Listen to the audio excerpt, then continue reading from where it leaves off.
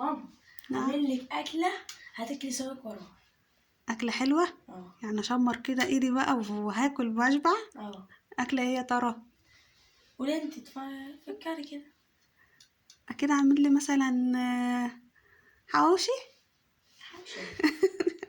الدنيا ده حوشي. طب ايه طيب؟